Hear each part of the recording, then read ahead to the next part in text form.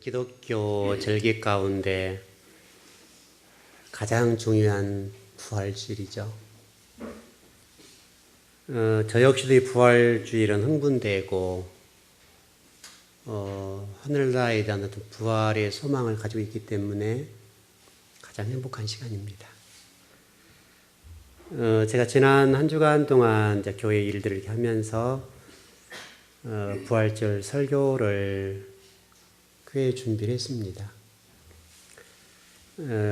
정말 부활절 설교를 어떻게 할 것인가 고민하고 몸부림을 쳤는데요.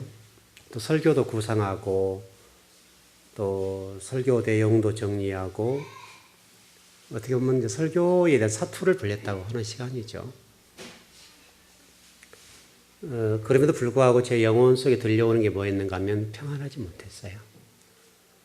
그리고 설교라고 하는 것이 제 의도대로 되지 않는 것이기 때문에 한 주를 작성하는데 어려움을 겪었어요. 저도 이제 목회를 제가 28살 때부터 사역을 시작했으니까 거의 30년 했잖아요. 그렇게 오래 했는데 아마 어떤 설교를 선포한 것이 아마 수천 번 했겠죠.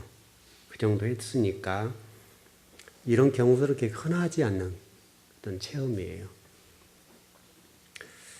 그래서 제가 설교를 계속 준비하고 또 준비하고 몸부림을 쳤는데 잘 안 되더라고요. 그러던 가운데 제가 깨달은 게 뭐였는가 하면 부활절 설교보다 더 중요한 것이 진리의 말씀을 꾸준하게 전하는 것이 중요하다고 하는 깨달음이 왔어요. 그래서 오늘 본문을 그대로 잡았어요. 아마 여러분도 좀 의아해할 거예요. 라오디아 교회 설교를 계속해도 왔던 거니까. 그리고 라오디아 교회 설교를 제가 이미 준비해 놨으니까 다시 한번 점검하고 또 마무리하고 정리하는데 편함이 왔어요. 저도 왠지 몰라요. 왠지는 몰라요. 제가 일단 설교를 준비할 때 평안하지 못하면 저는 설교를 안 하거든요. 그리고 제 마음속으로 영적으로 느낄 때에 이 정도 됐다라고 하는 영적인 감동이 오지 않으면 설교를 마무리를 안 지어요. 제가 끝까지 물고 늘어지는 스타일이기 때문에 어떻든 끊임없이 부활절 설교를 준비하고 또 준비했는데 그게 안 됐고 라오디아 교회에 설교를 준비를 할 때에 비로소 제가 평안함을 느꼈어요. 여러분 얼마나 그 이해하실지 모르겠습니다. 오늘 또 여하튼 여러분 하나님 말씀을 들으면서 여러분의 영혼 속에 기쁨과 부활의 축복이 있기를 바랍니다.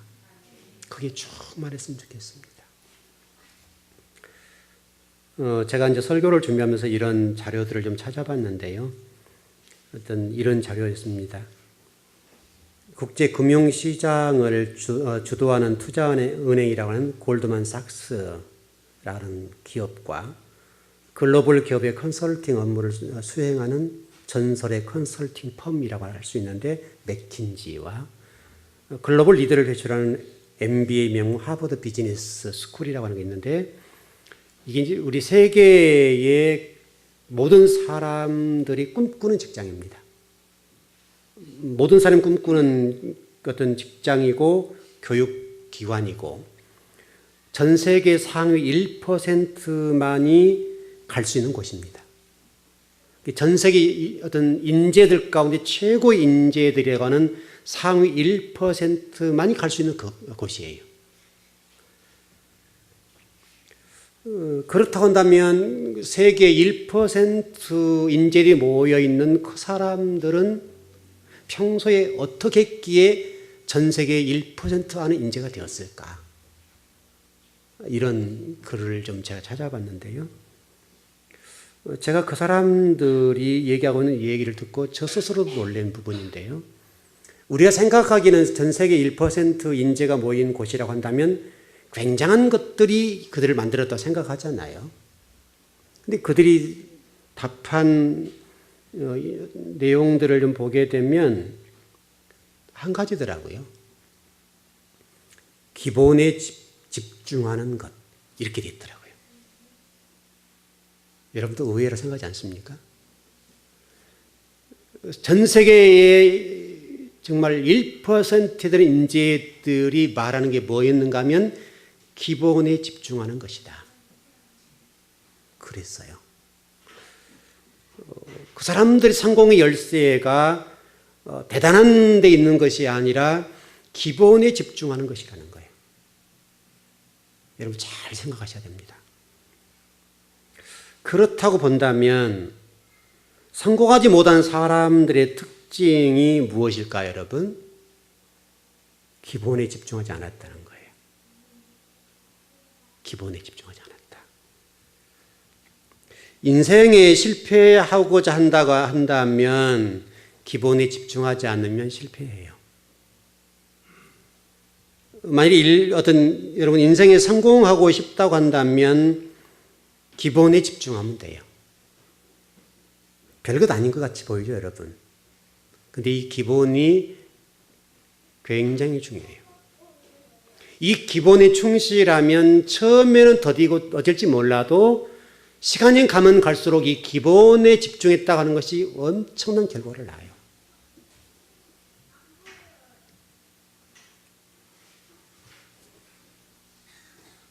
여러분 그 신축 중인 건축물이 무너질 때 있죠. 붕괴될 때가 있는데요.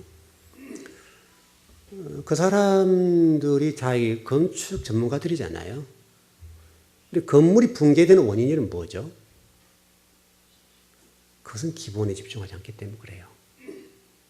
기본이요. 어떤 그 설계 도면대로 하지 않고 철근 하나 빼먹는 거, 그 다음에 시멘트 강도 하나 빼먹는 거, 이런 것들 때문에 무너져요. 또 동시에 콘크리트 타설을 할 때요, 한쪽으로 부어버리면 무너져 버리는 거예요. 그 타설을 할 때 그 이제 붐이라고 하죠. 이렇게 그 콘크리트를 이렇게 내미콘을 오게 되면 이렇게 옥상을 올리잖아요. 이렇게 2층, 3층 올릴 때 한쪽으로 부으면요, 무게중심, 하중이 쓰러져서 기울기 때문에 무너져 버리는 거예요. 그래서 콘크리트 타설할 때 타설한 사람들이 잘 해야 돼요. 아무것도 아니에요, 여러분. 그 아주 기본적인 것을 못하게 되면 무너져 버리는 거예요. 여러분 철근 안 빼먹어도요, 이 콘크리트 타설을 할 때에 한쪽으로 기울도록 해버리면 무게중심이 한쪽으로 쏠리기 때문에 무너져 버리는 거예요. 아무것도 아니죠, 여러분. 근데 이 기본을 지키지 않으면 그 큰 건물도 무너져요. 우리 학생들이 학교 다니는데요, 학교를 다닐 때 가장 기본이 뭐예요, 여러분? 수업 시간에 선생님 말을 잘 듣는 거. 기본이죠, 여러분. 아무것도 아니에요. 수업 시간에 선생님에게 집중하면 본인이 공부해서 해야 될 때는 3시간, 4시간, 5시간 해야 될 것을 1시간이면 끝나는 거예요.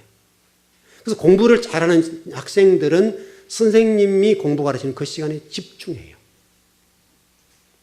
이 집중하지 않으면 그것 때문에 무너져요.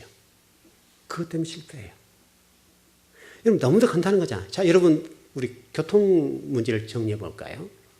횡단보도, 우리 초등학교 아이들, 유치원 아이들도 아는 거거든요. 횡단보도를 건널 때는 파란불이 들어오면 손을 들고 간다. 그리고 그래서 왼쪽에서 이렇게 간다고 본다 한다면, 이쪽에서 간다고 한다면 먼저 왼쪽을 보는 거죠. 왼쪽에 차가 오는가 안 오는가를 보고, 그 다음에 이쪽 횡단보도에 그 황색선을 넘을 때는 이쪽을 봐야죠. 기본이죠, 여러분. 근데 만일에 제가 이쪽에서 건너는데 여기 보지 않고 이걸 본다면 어떻게, 이쪽 본다면 어떻게 되겠어요? 여기에서 오는 차에 대해서 대처를 못하는 거예요. 너무도 간단한 거예요. 그리고 횡단보도를 건널 때 파란 신호에 들어오더라도 일단 좀 멈췄다 가는 거예요. 왜냐하면 자동차라고 하는 것이 전진하게 되면 가속도가 붙기 때문에 브레이크를 잡아도 가시거리가 있어요. 잘못하게 되면 이렇게 밀려올 수 있다고요. 아무리 운전을 잘해도. 저도 운전을 지금 꽤 오래 했습니다. 제가 운전을 78년도부터 했으니까 여러분 얼마나 했습니까? 굉장히 오래 했죠, 여러분. 거기다 대형 면허도 있잖아요.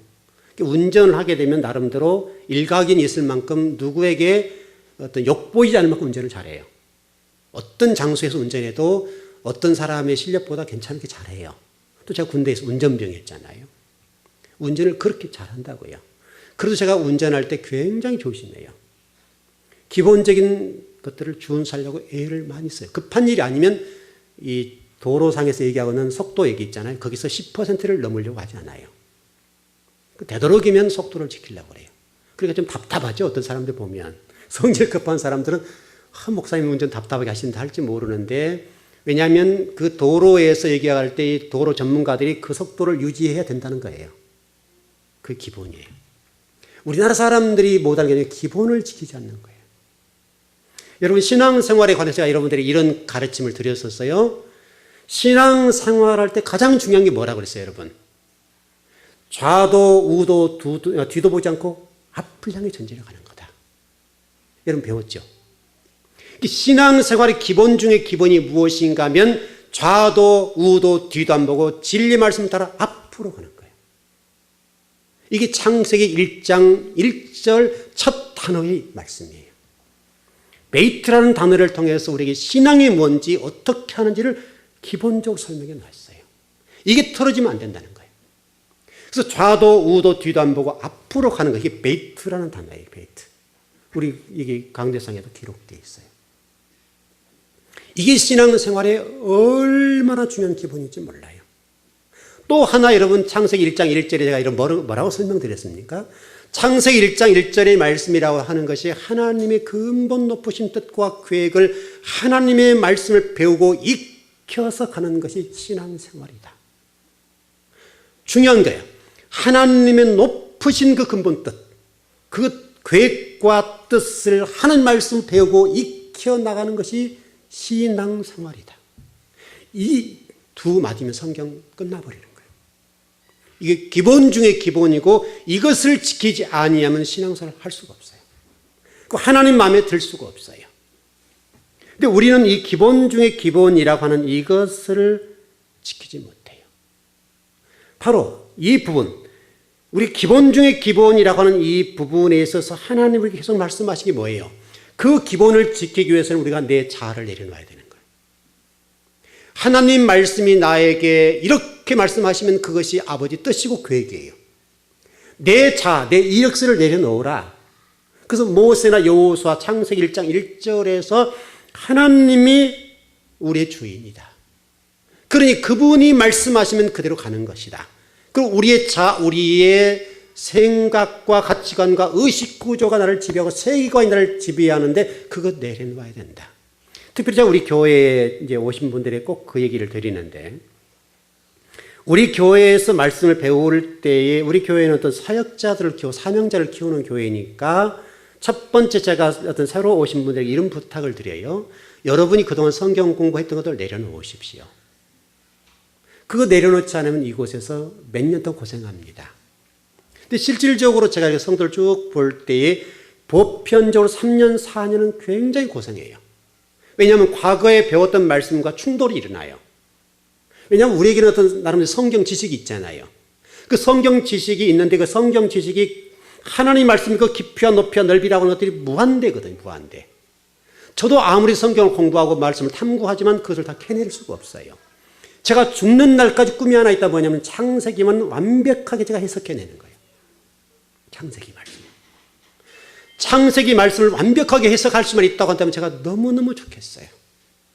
근데 이제 평생 공부하고 또 평생을 공부한다고 해서 창세기 말씀을 다 해석 못 해내요. 그만큼 창세기 말씀이 깊어요.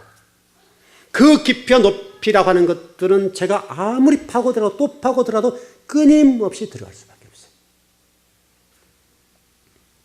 실질적으로 창세기 말씀을 제대로만 알면 성경 전체가 끝나버리는 거예요.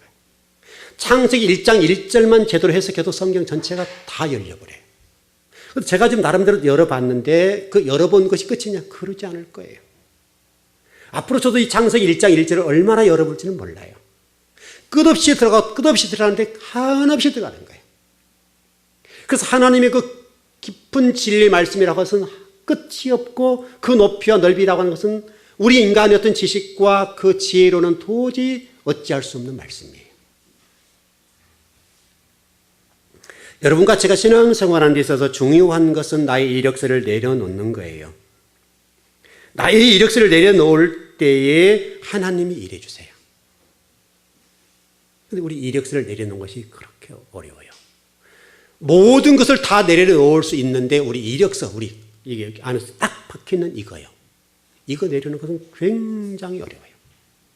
어찌 보면 제가 우리 성도들이 그렇게 극단적으로 얘기한 적이 있는데 우리 즐거운교에서 이렇게 말씀을 배워도 90%를 그거 내려오기 힘들 것이다. 최소도 우리 즐거운교는 50% 쉽지 않다. 50%도 내 자아를 내려놓고 진리 말씀이 내 삶 속에 들어와서 하나님 뜻과 계획을 말씀을 통해 배우고 익혀나간다고 하는 것이 어려운 것이다. 여러분들이 여러분 자아를 내려놓지 않는다고 한다면 아무리 강단의 진리 말씀을 가르쳐 드린다 하더라도 여러분을 하나님 말씀 지배를 못해요. 지배를 당하지 못하는 거예요. 그래서 어려운 거예요. 적어도 우리 즐거운 교회에서 말씀 듣는 여러분들은 이 기본 중에 기본인 이 부분에 대해서는 좀 그대로 갔으면 좋겠습니다. 일단 이것만 해결되면 나머지는 쉬워요.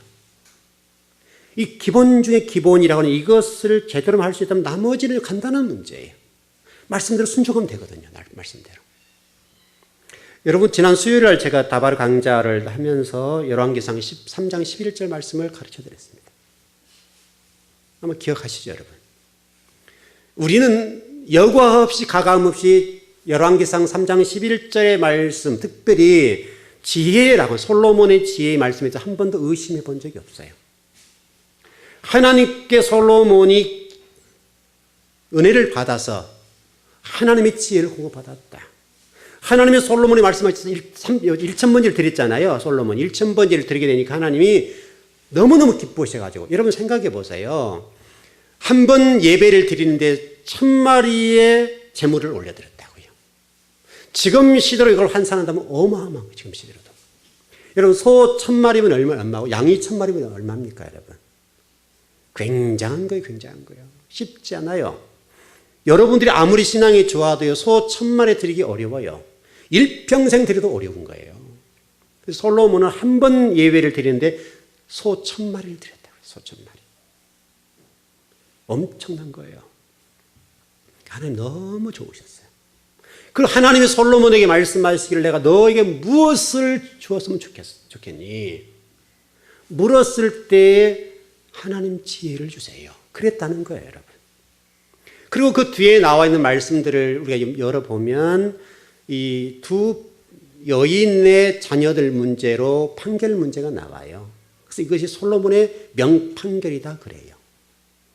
잠을 자다가 산모들이 여러분 그 몸을 파는 여인들이었거든요. 그러니까 누구 아이인지 잘 모르고 상가를 이렇게 받을 수 있는 상황들이 아니기 때문에 굉장히 피곤했을 거예요. 그러다가 잠을 자다가 아이를 깔려서 죽였어요. 그래 이 두 어머니가 한 아이가 죽었잖아요. 그러니까 한 아이를 두고 네 자식이다 서로 얘기를 하는 거예요. 이것 때문에 이제 법정에까지 오게 된 거죠. 그래서 솔로몬이 판결을 할 때 여러분 어떻게 판결했습니까?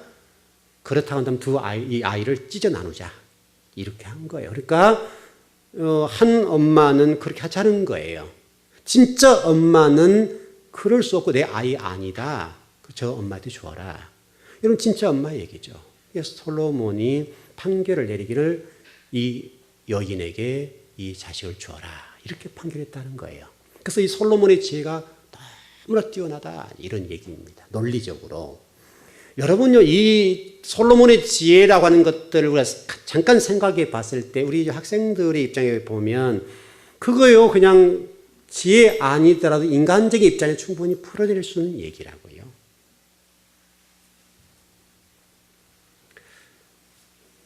우리가 이 솔로몬이 가지고 있던 이 지혜라고 하는 것들을 굉장히 높이 사고 여러분도 저도 지혜를 달라고 기도하잖아요. 그건 맞습니다. 지혜가 중요합니다. 그러나 여러분 이 지혜라고 하는 것을 우리 고린도전서의 말씀 보게 되면 이렇게 되어 있잖아요. 이 지혜라고 하는 것이 인간의 것이냐 이거예요. 여러분 이 지혜라고 하는 고린도전서에서는 뭐라고 되어 있습니까? 하나님께서 최고의 은사 중에 은사라고 하는 게 뭐라고 말씀하셨는가 하면 지혜의 말씀과 지식의 말씀이다 그랬단 말이죠. 그러니까 지혜의 말씀과 지식의 말씀이라면 우리 인간의 영역이 아니고 하나님의 영역인데 그것을 깨달은 자는 최고의 은사를 받은 자라 이거예요. 그래서 지식의 말씀, 지혜의 말씀을 가진 자가 은사 중에 은사자다. 다시 설명하면 지혜와 지식이라고 하는 것은 인간의 영역이 인간의 것이 아니라는 거예요. 지혜와 지식은 진리의 말씀 속에 있다는 거예요. 하나님이 주신 거라는 거예요. 제가 여러분 가끔 그 얘기를 많이 했었어요. 저는 건축에 대해서 전혀 문외한이에요. 몰라요. 또 어떤 일들을 이해해 나갈 때도 목사로 살아갈 때요. 부족한 게 많아요. 근데 제가 성경을 많이 공부하고 성경을 많이 읽고 영적인 부분들 이렇게 깨어있기 때문에 하나님 어떤 일을 처리할 때마다 하나님이 지혜를 제게 주세요. 순간순간 지혜를 주세요. 그건 제 거 아니에요. 하나님이 하나님 나라를 세워갈 때 주시는 지혜예요. 그 지혜를 동원해서 일을 처리해 나가는 거예요. 근데 여러분 이 지혜라는 단어를 히브리어로 보니까 호흐마라는 단어로 되어 있어요. 지혜라는 뜻이 그 히브리어가. 근데 이 열왕기상 3장 11절에 나와 있는 이 지혜라는 어떤 히브리어는요, 호흐마라고 되어 있지가 않아요. 전혀 달라요. 그 단어가 뭐라고 하죠? 네부 쇼메아라는 단어로 되어 있어요. 네부 쇼메아. 네부 쇼메아라는 말은 이게 풀어보면 이렇게 되어 있어요. 간단히 일단 정리하게 되면 듣고 있는 마음, 듣는 마음. 내부라고 하는 말은 심장, 마음 이런 뜻이에요. 내부라는 이 단어가 심장과 마음이란 뜻이에요. 쇼메아라는 듣고 있는 이런 말이에요. 정리하면 솔로몬이 하나님께 구했던 게 뭐냐면 지혜를 달라고 구한 것이 아니라 하나님의 말씀을 들을 수 있도록 듣는 마음을 주세요. 그랬다는 거예요, 여러분. 여러분 이 시대에 우리 그리스도인들이 문제가 뭡니까, 여러분?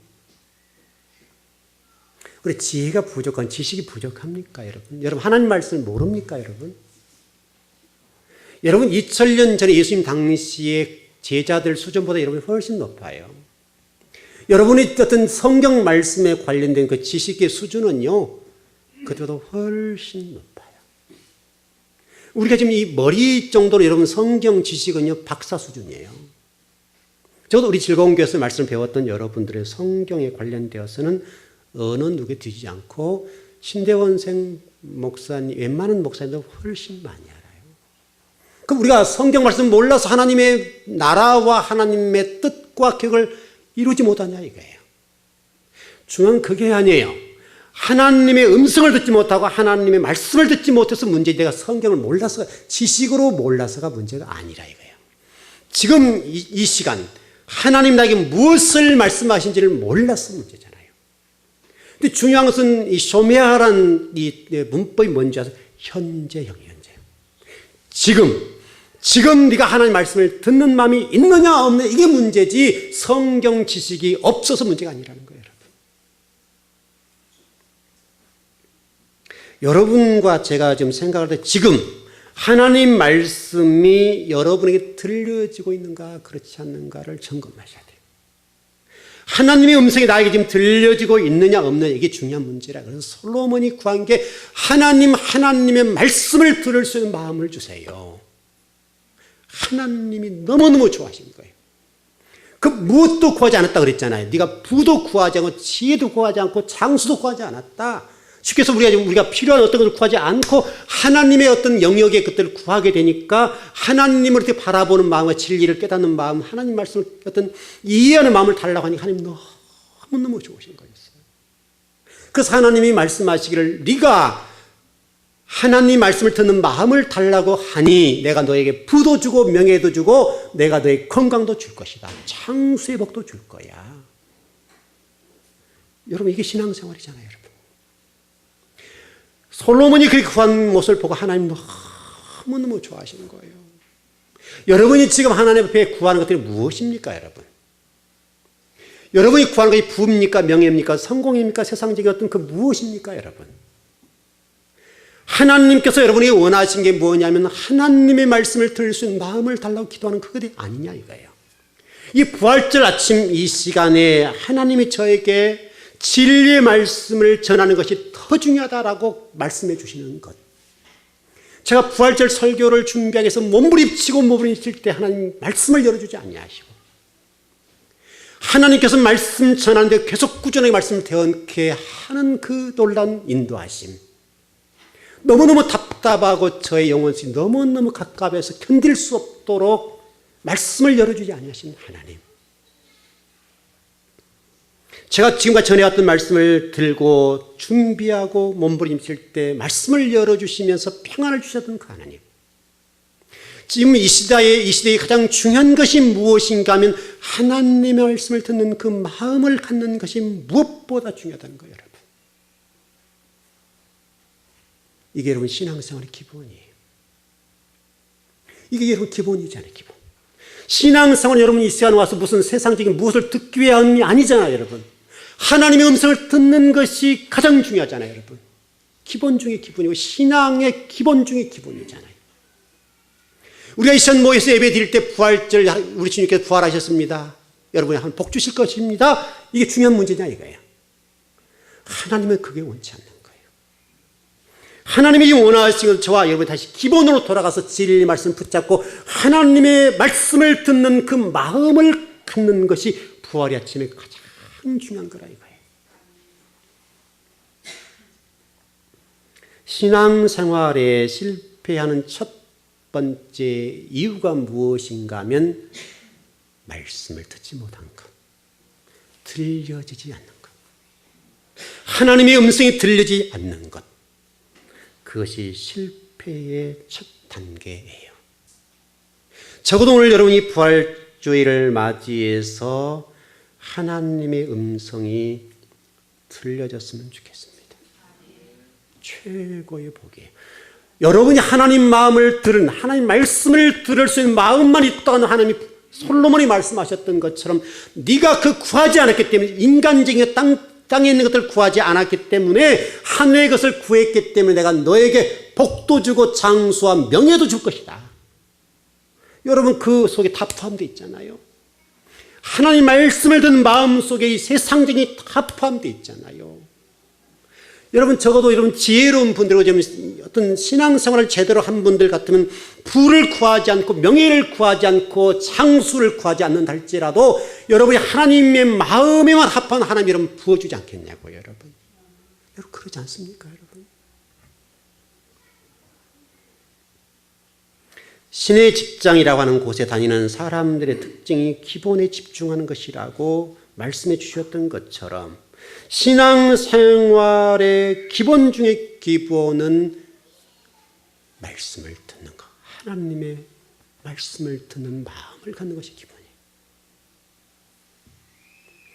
여러분 예배당에 앉아있는 게 중요한 것이 아니에요. 예배당에 앉아있지만 말씀이 들려지지 않고 다른 생각을 가지고 있다고 한다면 그것은 실패예요. 여러분들은 우리 성경에 그렇게 되어 있지 않습니까? 듣는 귀와 깨닫는 마음을 위해서 기도하라. 성경에 그랬죠, 여러분. 여러분 그 신명기 말씀 보게 되면 신명기 6장 4절에 쉐마 그랬죠. 들으라 이스라엘아. 들으라 이스라엘아. 이게 쉐마래요, 쉐마. 들으라 이스라엘. 하나님이 말씀한 게 뭐예요? 들으라 이스라엘아. 우리 지난 주일날 말씀을 대언했던 내용이 무엇입니까? 하나님이 라오디아 교회에게 처방전을 주셨어요. 라오디아 교회가 우리가 지금 보면 책망 많은 교회이지만 주님의 입장에서는 사랑하는 교회라고요. 그래서 처방전을 주시면서 라오디아 교회가 회복되기를 원하고 성도들이 회복되기를 원해서 하나님 어디를 끌고 가셨습니까?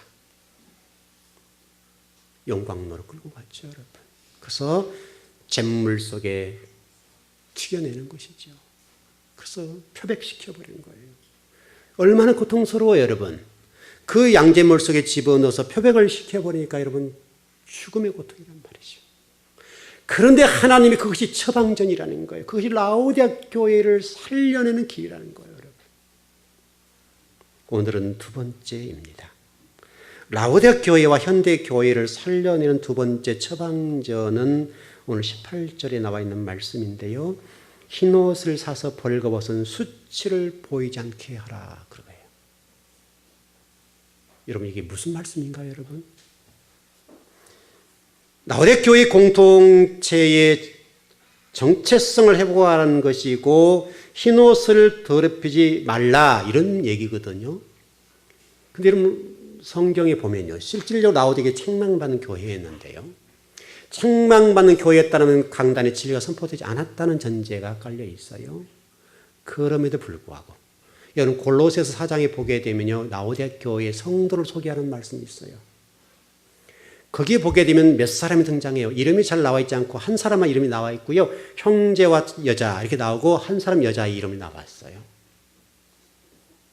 아마도 제가 이게 산수적인 계산으로 하면요. 100명 가운데에 라오디아 교회에서 진리를 따라갔던 사람이 3명 정도로 봐요. 꼭 그런 것은 아니지만 계산을 하자면, 셈을 하자면 그래요. 사대 교회 안에도 그 정도 100명으로 보게 되면 3명 정도, 3%. 그 정도는 진리 말씀을 따라가는 성도였어요. 서마나나 빌라델 교회는 100명으로 보게 되면 97명이 진리 말씀을 따라갔어요. 그래서 칭찬받는 교회예요. 분명한 라오디아 교회가 그렇게 책망받는 교회였음에도 불구하고 흰옷을 더럽히지 않는 성도가 있었다는 거예요. 주님께서 말씀하신 그 말씀을 듣고 세 사람이 흰옷을 더럽히지 않을 정도로 진리 말씀을 추구했다는 거예요. 흰옷을 더럽히지 않는다는 말은 여러분 무엇이겠습니까, 여러분? 이것도 신앙생활의 기본이에요. 우상 숭배에 동참하지 않는 것. 다시 설명하면 세상 사람들이 걸어가는 그 길을 마다하고 진리의 말씀을 따라 십자가의 길을 걷고 그 외로운 길을 걸어가는 그 삶. 우상 숭배라고 하는 단순히 무엇을 만들고 절하는 것도 포함되지만 하나님을 떠나 있고 하나님 말씀을 떠나 있는 그것도 우상 숭배니까 세상 사람을 추구하고 세상 사람이 달려가는 그것을 역행해서 걸어가는 것이 우상 숭배를 하지 않고 흰 옷을 입는 것. 이게 라오디아 교회의 처방전이에요, 여러분. 여러분 성경 말씀 보게 되면 혼인잔치 비유가 나오잖아요. 혼인잔치의 가장 중요한 게 이런 뭐예요? 혼인잔치 참여하는 성도들에게 꼭 말씀하는 뭐 흰옷을 입고 등장해라. 두루마기를 입어라 그래. 세마포를 입어라 그래 됐잖아요. 세마포를. 흰옷을 입어라. 흰옷을 입었단 말이에요. 여러분 여기 앞에 보면 흰 천 있죠. 부활주리가 흰색인데요. 흰옷을 딱 입고 여러분 나온 게 그게 흰옷을 입냐 이거예요. 여러분 그 혹시라도 어떤 사이비나 이단들을 보게 되면 강단에서 여러분 목사님들이나 이런 분들 어떻게 이 강단에 서요? 흰옷을 쫙 입고 백구도 탁 신고 서잖아요. 이런 내용들이에요. 그러니까 흰옷을 입었기 때문에 거룩한 것이 아니에요, 여러분. 중요한 것은 그 흰옷이 요한계시록 기록되어 있고 쭉 되어 있는데요. 그 흰옷이라고 하는 것은 우상 숭배하지 않고 다시 설명하면 땅에 초점을 두지 않고 땅의 가치관을 두지 아니하고 하늘의 가치관을 두는 삶, 이것이 흰옷이에요. 그래서 여러분 흰옷 안 입어도 괜찮아요. 실질적으로 한국 교회가 부활절 되면 흰옷을 입는데요. 사실은 성경적이진 않아요. 흰옷이라고 되기 때문에 흰옷을 입는 것인데 여러분 우리 한국 백이민족들은 그 슬플 때 뭐를 입죠? 흰옷을 입어요. 실질적으로 부활주일날은 흰옷을 입는 것이 아니라 정말 화려한 옷을 입어야 돼요. 여러분 제가 말씀드리는 것이 이치에 맞습니까? 그래서 실질적으로 소복을 입는 흰옷이잖아요. 흰옷. 여러분 사람이 돌아가시게 되면 그 자녀들이 입는 옷이 무슨 색이에요? 흰옷을 입거든요. 지금은 좀 바뀌었습니다만은 과거에는 흰옷, 두루마기, 흰옷을 입었다 이거예요. 흰옷이라고 하는 것은 하늘에 초점을 두고 하나님의 뜻을 이루는 그 삶을 살아가는 것이 흰옷 이렇게 정리하면 될 것 같아요. 여러분, 짐승들 가운데 유일하게 옷을 입는 것은 사람밖에 없어요. 옷이라고 하는 것은 그 사람의 정체성이에요. 그 사람을 얘기하는 거예요. 그 사람이 어떤 옷을 입었냐는 중요한 문제, 옷의 좋고 나쁨의 문제를 얘기하는 것이 아니에요. 삶을 얘기해요. 삶을. 라오데 교회에 주님께서 이렇게 말씀하신 이유가 있어요. 라오데 교회가 여러분 잘 살았죠, 여러분. 라오데 교회가 잘 살았는데 잘 살 수밖에 없었던 것은 그 당시 라오데 교회의 이 양모라고 하는 사업이 굉장히 번창했어요. 양모 사업. 다시 옷을 만드는 기초 기술이 발달됐던 도시라 이거예요. 그래서 주님이 말씀할 때 그 상황을 가지고 얘기를 하시는 거예요. 그래서 우리 교회와 우리 한국 교회를 제가 설명할 때 또 말씀을 대언할 때 한국 교회를 빗대서 말씀드리는 이유가 그거죠, 여러분. 똑같은 거잖아요, 여러분. 주님께서 말씀하실 때에 라오데 교회, 라오데 지역에서 가장 활발하게 움직였던 이 양모 사업, 옷을 잘 만드는 사업, 그것을 잘해서 부를 누렸기 때문에 그걸 가지고 너희들 흰 옷을 입어야 된다. 이렇게 말씀하셨다는 거예요, 여러분. 여러분, 정리할 것은 이 흰옷이라고 하는 것은 육신적인 의복을 말씀하고 말씀하지 않고 고급스러운 옷을 말씀하는 것이 아니라 예수 그리스도의 삶을 그대로 따라가는 것. 그게 흰 옷이에요. 예수 그리스도께 걸어가셨던 그 길을 걸어가는 것, 그것이 흰 옷을 입는 거예요. 라오디아 교회에게 처방전을 주셨는데, 근데 그들은 지금 화려한 옷을 입었잖아요. 좋은 옷을 입었잖아요. 양목에서 옷을 만드는 기술이, 직조 기술이 굉장히 발달됐기 때문에 화려하고 굉장히 좋은 옷을 입었다. 그런데 주님이 말씀한 내용이 뭡니까? 라오디아 교회는 벌거벗었다 그러잖아요. 벌거벗었다. 분명히 좋은 옷을 입고 화려한 옷을 입고 비싼 옷을 입었음에도 불구하고 너희는 벌거벗어서 수치를 드러내고 있다 이거야. 다시금 그들에게 주님 말씀하시기를 너희들이 정결한 그리스도인이 되기 위해서는 흰 옷을 입어야 돼. 그렇게 지금 말씀하고 있습니다. 여러분들이 인생을 살아감에 있어서 정말 나쁜 짓을 하고 살아가는데 여러분이 수천만 원짜리 옷을 걸쳤다 해서 그 사람의 인격이 높아질까요, 여러분? 비록 옷은 남루할지 모르지만 그분의 삶 자체가 하늘에 두고 인생을 살아간다고 한다면 그 남난 옷이 그렇게 아름답지 않겠어요, 여러분? 그러지 않겠습니까, 여러분? 여러분, 고린도후서 5장 17절에는 그렇게 말씀하시잖아요. 그런즉 누구든지 그리스도 안에 있으면 새로운 피조물이라. 이전 것은 지나갔으니 보라 새 것이 되었도다. 혹시라도 여러분 세상을 탐하거나 세상적인 어떤 것 때문에 매여서 살아가신 분들이 계시다고 한다면 오늘 이 부활절 아침 우리에게 다시 한번 기본에 충실하라고 기본으로 돌아가라고 말씀하시면서 너의 모든 삶의 모델 모든 것들은 예수 그리스도시다. 그분을 따라가라. 그렇게 말씀하고 계십니다.